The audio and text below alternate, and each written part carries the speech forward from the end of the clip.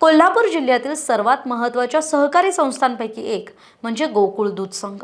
आता या गोकुळ दूध संघाच्या निवडणुकीची रणधुमाळी कोणत्याही क्षणी सुरू होण्याची शक्यता आहे। त्यामुळे निवडणूक जाहीर होण्यापूर्वीच राजकीय आणि सहकार क्षेत्रात हालचालींनी वेग धरलाय।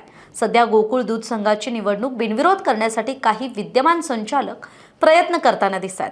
यासाठी त्यांनी आमदार डॉक्टर विनय कोरे, पालकमंत्री प्रकाश आबिटकर आणि वैद्यकीय शिक्षण मंत्री हसन मुश्रीफ यांची भेट घेऊन निवडणूक बिनविरोध करण्याचा प्रस्ताव सुद्धा दिल्याची माहिती आहे। तसंच येत्या काही दिवसात हेच संचालक आमदार सतेज पाटील यांची सुद्धा भेट घेणार आहे असं कळतंय। मात्र या सगळ्या घडामोडींमध्ये महाडिक गटाला अजूनही विश्वासात घेतलेलं दिसत नाहीये। त्यामुळे महाडिक गटाला डावलूनच ही निवडणूक बिनविरोध करण्याचा प्रयत्न सुरू आहे का, अशी चर्चा राजकीय वर्तुळात रंगू लागली।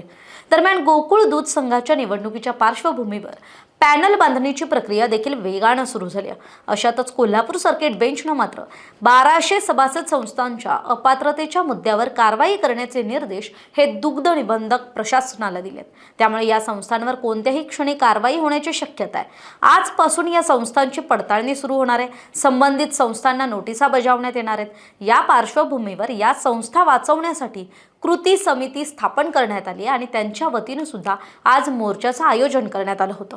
दुसरीकडे मागील निवडणुकीत विजयी झालेल्या सत्ताधारी पॅनलमधल्या संचालकांनीही आपली ताकद एकवटण्यास सुरुवात केली आहे। गोकुळची निवडणूक बिनविरोध व्हावी यासाठी त्यांनी आमदार विनय कोरे, मंत्री हसन मुश्रीफ आणि पालकमंत्री प्रकाश आबिटकरांची भेट घेतली।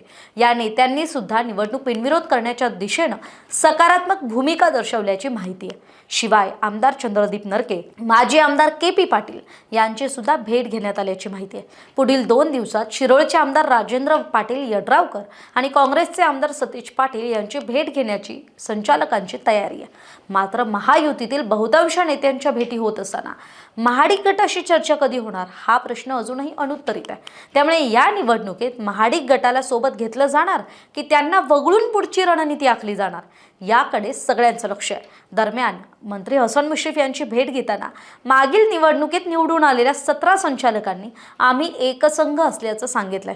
उर्वरित 8 संचालकांबाबतचा निर्णय आपण घ्यावा अशी भूमिका मांडली आहे। एकूणच गोकुळ दूध संघाची निवडणूक बिनविरोध होणार की पुन्हा राजकीय लढत पाहायला मिळणार, महाडिक गटाची भूमिका काय असणार आणि 1200 सभासद संस्थांवर होणाऱ्या कारवाईचा या गोकुळच्या निवडणुकीवर काय परिणाम होणार हे येत्या काही दिवसात स्पष्ट होईल। पण याविषयीची आपली मतं कमेंट बॉक्समध्ये कमेंट करून व्यक्त करायला विसरू नका।